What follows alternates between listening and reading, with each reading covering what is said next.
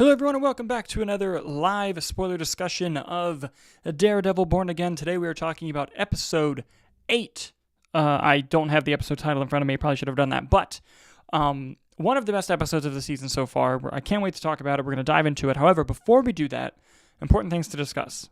Mainly, I would like this to be an open discussion with anyone watching live. If you are watching live, and you want to have a discussion about this episode of Daredevil Born Again, make sure you leave a comment. I can highlight it here, like so, and we can bring it up for everyone to see, and we can have that live spoiler discussion together, which would be a lot of fun. And also, I just want to say, if you've been watching these for any period of time, thank you so much for doing so. I love doing it. I love this show, and as someone who got to see the full season, like, almost 2 months ago, I'm just so happy that we're finally getting to the end of it because I've waited for so long. I've waited for so long to talk about this with people. Finale's next week. You guys do not want to miss the finale. It's so good. It's so good, you guys. But we're not here to talk about the finale. We are here to talk about episode 8, which has a lot of story tie-ins from the whole season, particularly episode 1, which is not surprising considering the fact that this episode is from the new team. For those unfamiliar, when they were originally shooting the show, during the writers and actors strike, when they stopped, Marvel fired the whole creative team, brought in a new showrunner, new directors, and kind of shot 3 brand new episodes, and then shot additional footage for the remaining episodes to make like a new direction for the season, particularly to connect it to the Netflix show, but also just to kind of change directions because they thought they could have gone in a better one. So, that is the team of, Dario Scartapane, Vincent and Moorhead, and there was another writer on this episode whose name I want to bring up because I don't want them to go uncredited, and this also gives me the opportunity to say the episode title as well. Let me pull that up here. Just a second. Gotta love the live stuff. Jesse Wigatow. Forgive me if I said that wrong, but Jesse Wigatow. Who also wrote this episode and did a fantastic job. Now, with that being said, let's dive into this episode, shall we? It opens up with Dex in prison, and as soon as that opens, you're like, oh shit, we're tying back to the first episode somehow. They wouldn't bring back Bullseye for no reason, and when you kind of see what's playing out and realize they're putting him in general population, you're like, oh, that's not good. For them, Bullseye is going to kill all of them most likely, but clearly, with that character from season 3 that we know, he's very particular, he's very detail and routine oriented. Putting him in this situation is just bad for him in general. And obviously, what is trying to be accomplished there is whoever's responsible for moving him is trying to get him hurt or killed. So we open with that. We know eventually that's going to tie back somehow. And then we move on to Fisk and Vanessa, which the last time we saw them, they took out Luca together, and this episode confirms that they had planned to do that, because Vanessa even says like he was getting too close to the Empire, and he had to be taken care of. Makes sense. That's what we all kind of figured what was happening. Then Fisk does something really unexpected. At least when I first watched it, I didn't expect it. Takes Vanessa downstairs and shows exactly what he's been doing with Adam, which, warrants a reaction, let's say, from anyone, let alone Vanessa. And on the flip side, with brilliant editing cutting back and forth between the two, you have Matt and Heather arguing over, vigilantes in general. He's trying to say Daredevil's not the same as Muse. She kind of sees both of them as the same. But also, Buck visits the house directly and invites Heather to this gala that's taking place later in the episode. Matt is obviously very frustrated and asks her, like, how do you know this person? And you find out through the intercutting that Matt kind of puts together that Fisk is a client of hers. And of course she can't say that directly, but he kind of puts it together and figures it out. And in a slight dig to Matt, on the invite it says Heather Glenn and guest. And that just eats Matt up. But on the other side, with Fisk and Vanessa, you have him showing exactly what happened. He tells Vanessa, hey, I promised you I wouldn't kill him. I kept that promise. here we are. And I believe he says something to the effect of, if I can't have a life, if I can't be with you, I can't be, which, very poetic for the Kingpin. And Vanessa takes a gun and fucking shoots at him, kills him. She finally realizes she's got her Kingpin back. He says, I promise I'll never leave you again. She says, I know you won't. As their love is coming back together, Matt and Heather's is falling apart, and it's intercut beautifully. Beautifully done. We then later in the episode see Matt kind of struggling with the fact that Poindexter has been moved, and more importantly, that Poindexter wants to see him. Kirsten McDuffie tells Matt that Poindexter wants to see him, and he clearly is trying to hold back a certain reaction to that, as they have a client waiting for them who's just the biggest piece of shit, and you can tell Matt just fucking hates this guy, and he goes off on him a little bit. But what I liked is as he leaves, as he walks away, the little conversation he has with Kirsten, where he's basically almost completely lost faith in the legal system at this point. He's at the edge of breaking that, right as he's brought back that Daredevil part of him, where he tells Kirsten, like, look, Foggy gets killed, Poindexter gets put away, nothing really changes. We get Hector Ayala off for his murder charge. He gets killed anyway. They arrest the guy for eating some fucking caramel corn. Like, what's happening? What are we doing? And he leaves. And of course, the audience knows exactly where he's fucking going. He's going to talk to fucking Bullseye. And you get an amazing, amazing moment where Matt is talking to Poindexter, and they're, going back and forth, and, he's trying to figure out, like, what Poindexter wants, why he's there. Is he just trying to, like, taunt him? And Matt tells Poindexter, Matt thinks that it's all related because he finds out that Mayor Fisk is the one who moved him to Gen Pop. So Matt is thinking, oh shit, like Bullseye must have been working for Fisk. That kind of breaks the promise that he made. Matt's going to go off. And he keeps trying to get that information out of Poindexter. Just being like, was it Fisk? Who was it? It was Wilson, wasn't it? Tell me it was. And he's just kind of like, I might not be alive another day if you tell me that. I just want to get out. And Matt kind of hates the gall of that, just being like, you want to get out? Fucking fuck you. Like, I'm not letting that happen. And then he provokes Matt into hitting him multiple times, slamming his head into that table, which looked like it fucking hurt. And then something that you don't get enough of is just a primal, guttural fuck you. When someone says fuck you, like, that's a very, like, if you say that with gravitas and you mean that, like, that's a statement. And man, Charlie Cox's fuck you delivery was so good. Yeah, I could feel it. I could feel Matt telling Poindexter, fuck you, when he said it. You could just feel it. It pierced right through him. And of course, this is all part of Bullseye's plan, it seems, in an effort to escape. He uses his tooth to escape, which is a moment pulled right from comics. And I'm not going to lie, the first time I watched it, and he spit his motherfucking tooth into that cop's eye, I just went, yes! Like, that was my genuine reaction, was to say yes. Because it was so awesome. And of course, he has his hands free because they're idiots, and he gets out. Not going to be good news for anyone. Before that, though, you also find, let me jump back a little bit, Matt goes to Josie's. We get a great scene with Josie, which I thought was nice. And Matt gets to talk with Cherry about everything, and he realizes that Foggy was drinking that alcohol that he had mentioned that they were only going to save for whenever they win cases.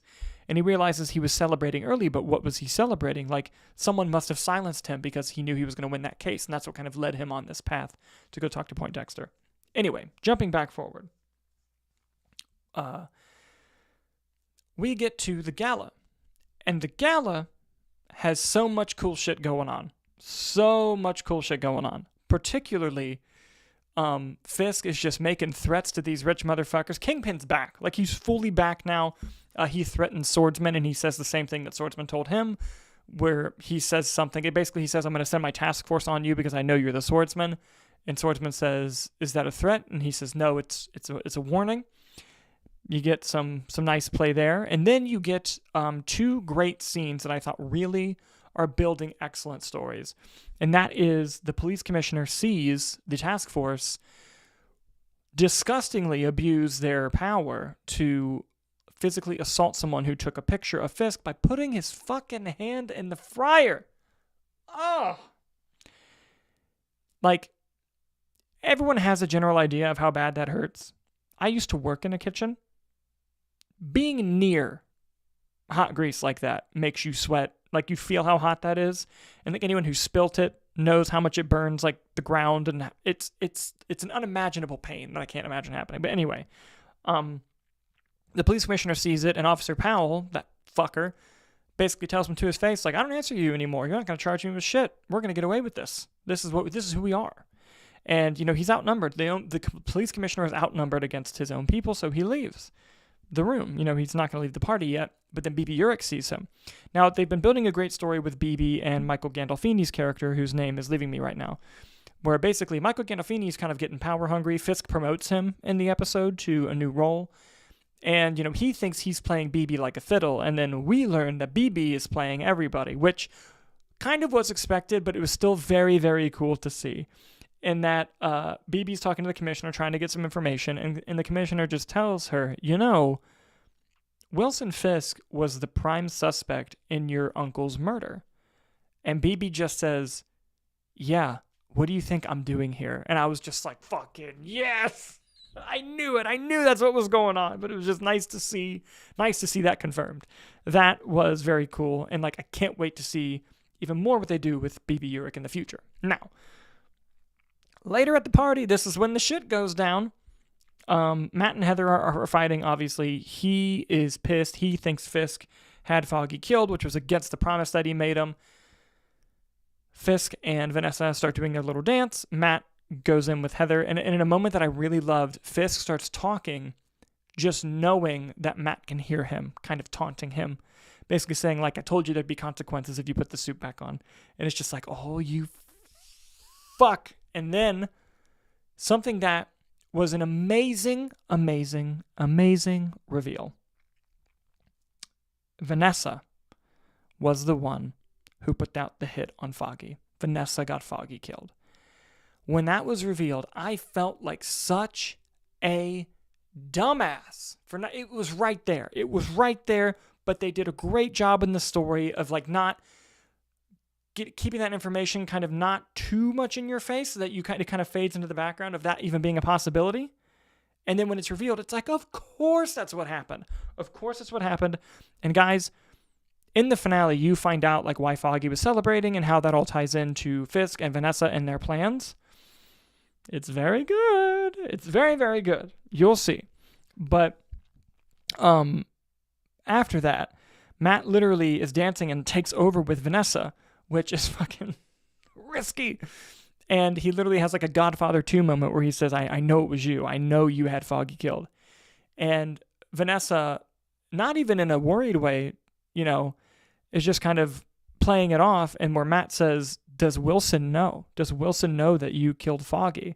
And she just responds, does Heather know that you're Daredevil? And then it cuts to Wilson basically about to tell Heather that Matt's a Daredevil, that's coming up.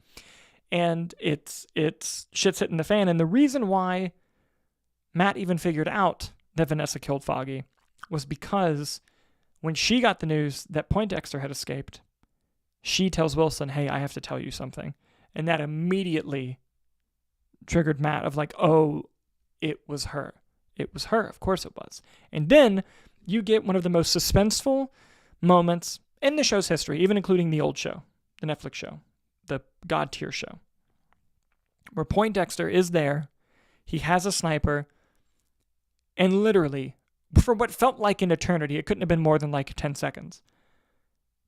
You had no idea who he was going to shoot.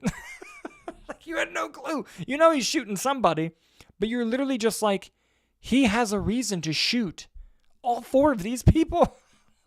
He has a reason to shoot Matt because of their fucking history. He has a reason to shoot Kingpin because Kingpin killed Julie in the old show and kind of ruined his life a little bit. He has a reason to kill Heather because that would just be a way to kind of get at Matt, and make, hurt him even more than he's already hurt him with Foggy. And, okay, you find out next week why he has a reason to kill Vanessa. I almost gave that away. Oh my God, I'm glad I didn't. But you'll see. You'll see why he had a reason to kill Vanessa. Let's just say it would have hurt Fisk. That's it. It would have hurt Fisk even more to kill Vanessa. But he made his decision, which you'll get into why. He was going to shoot Wilson Fisk. Shoot him right in the fucking heart. Bullseye doesn't miss. But what happened? Matt takes a bullet for the Kingpin. Matt gets in front of him. Awesome shit. Awesome shit. It goes red. He's hearing his own heartbeat. He's mirroring what happened to Foggy, except, his wound is not fatal. He got shot kind of in the shoulder and in the arm. But he's wounded. He's definitely wounded. And, I even in the immediate aftermath of the episode posting, I've seen some discourse online of like, why the fuck would Matt do that? Like, why would he protect Fisk like that? Like, that doesn't make any sense. Like, what are we even doing? Guys, what something Fisk has been doing all season, and this has nothing to do with what I've seen in the future, by the way. Fisk has been playing a public game. At first, he was trying to mean it, but now he doesn't mean it anymore. But he knows how to play the public game. He's playing that politician thing of doing one thing in public or doing something in private, and, But what would make it really difficult to go after Matt Murdock publicly? If everyone saw Matt Murdock take a bullet for the mayor. Matt Murdock saved the mayor. Why would Fisk ever have to go after him? It was a smart move, I'm just saying. And, he had other reasons for doing what he did. But I'm just saying, for those of you who are wondering, how could that ever happen? Why would it ever happen? He's playing the long game. I think Matt's trying to play the long game. So, and you'll see next week when he gets into more reasons as to why that happened. But, that's what when I first watched it, that's what I picked up on immediately. Of oh, I see what's going on. And, I'm sure anything anyone has to do with the death of Foggy, he wants to know. And I think Matt really, really wants to know if Wilson knew. Because that was the promise they made. And even in the first episode, when they had their meeting to talk about their future and their new selves, Wilson tells him, that wasn't me, by the way. I kept that promise. Because that's one of the best moments of the original show is Matt yelling at Fisk at the end of season 3, saying, you're not going to touch Fogg, you're not going to touch Karen, because if you do, I'm going after your wife and you guys are going to lose everything. That was the deal. And, the deal's been kept so far. By the way, I have been loving Vanessa this season. The actress has done great, same actress from the Netflix show, and just the character, they've done so much more with the character than they have in previous seasons, since season 1 for sure. And I do feel bad, though, for the original actress in the role, because the original one for Born Again, because they shot it with a new actress, and when they made it canonical to the Netflix show, they brought back the original actress. And clearly that actress had shot a lot of stuff because everything that was in episodes 2 through 7 with Vanessa was reshot. So it's clearly Vanessa had a huge role in the show. And so it sucks to see, for that other actress. But I am happy for this actress to get the opportunity to play this character in a lot more of a deep way than she did before. And honestly, it was nice to see another interaction directly just with Matt and Vanessa, like when Matt's dancing with her. Because the last time we saw them interact, just the two of them, was all the way back in season 1 when he was trying to get information on Fisk and she was just working at the art gallery, and Matt just goes to the art gallery just pretending la da da da da, I need to get art because I have girls over and they say my apartment's too bare, and they kind of have their fun little somewhat flirty conversation. That's the last time we've seen them speak one-on-one really. So it was cool to see them speak again. I thought that was very nice to see. Something else I'm going to point out, and I don't consider this a spoiler. I think this is pretty obvious. Matt's wounded. He's wounded pretty hard, which means, if people are going to be coming after him next week, he's going to need some help. That's all I'm going to say. And if you've seen the trailers, you know who's coming to help him. I'm just saying. You don't want to miss it. You do not want to fucking miss it. It's so good. Oh, you guys are in for a treat for next week. I can't wait. I can't wait to get to it. But guys, it's, these last 2 episodes are so good. And I've really, really loved the series, I have to say. Even in the moments that I think, definitely we're going to be part of another direction, I think how everything's been tied together, I think it's telling a very interesting story. And I like that each season of Daredevil tells a new and interesting story. It really does. And, I do wish that we had more of an episode count. I missed the 13 episodes of the Netflix shows. But I think what they've done with the 9 that they have, they did well. And I think that, the story that they're able to tell really focuses on Matt and Fisk. One thing I miss about the old show is how much it would go into those side characters. And we have a lot of side characters that I think are worthy and cool. I like Cherry to the internet's chagrin. For some reason, they're kind of shitting on Cherry. I like the character. I like Kirsten. I don't love Heather, but it's not like the actress's fault. I just think the character annoys me, but I think she's kind of supposed to. So like maybe they're doing something right there. I loved Hector. I love Angela. I love all of these characters that we're seeing. And, I do wish that we had some time to dive into more of them, but I also miss a lot of characters. I miss some characters from the Netflix show. I miss Brett Mahoney. Give me Brett Mahoney back. I'd love to see him. I'd love to see Marcy come back, especially after Foggy's death. I think a reason why we haven't seen a funeral for Foggy in the show is because they know they would have to address Marcy being there, even if they weren't together at the time. Like, it would be weird if she wasn't there. But let's be honest here. The character that I miss the most, that we haven't seen return back from the Netflix show, is fucking Turk Barrett. I love Turk. Give me Turk. And here's the thing. He doesn't just have to be in Daredevil. Put Turk in fucking Wonder Man. Put Turk in fucking Moon Knight Season 2. Put Turk in anything. I think Turk can go anywhere and do anything. Turk is great. Turk is great. And I wish if they bring it back in Season 2, I will be over the fucking moon. I'll be so excited and happy. But yeah, it's I really enjoyed it. I said this in my review of the full season, which by the way you can see on the channel. I believe I said in the full season that I rank the seasons as right now, because I flip between Daredevil season 1 and 3 being the best, just because I think they're both S tier shows that just depending on how I'm feeling, I can like one more than the other. But right now, I would say season 1, season 3, Born Again season 2. And that has nothing to do with a dislike towards season 2. I think the first 4 episodes are perfection. I just think it loses direction a little bit in the middle, and it kind of comes back towards the end. But, I think even season 2 of Daredevil is better than most of the other Marvel shows. Like, I love Daredevil. And ask me on a different day, I'd tell you that season 2 is better than Born Again. It's just, I even think episode to episode, like, episodes 3 and 4 of season 2 of Daredevil are some of my favorite Daredevil episodes, period. They're so good. But just the overall narrative, it just isn't as compelling as Born Again. It's not as compelling as season 1 or 3. It's just one of those things. It's one of those things. But I'm loving the show. Again, guys, you are not ready for this finale episode. You are so not ready. I cannot wait. I can't wait to come on here and discuss the finale with you. It's going to be so much fucking fun. Oh, life is good. Life is good, guys. But that'll do it for today's live stream of the live discussion of Daredevil Born Again. Guys, please come back next week. I'd love to see you there. I'd love to see you join. I love doing these. Again, we got one more, and then we'll see if we'll do them for season 2. We'll have to look and see. But guys, again, thank you so much for joining me. Thank you for watching Daredevil with me. Thank you for discussing with me. And like I said, we'll see you next week on the finale.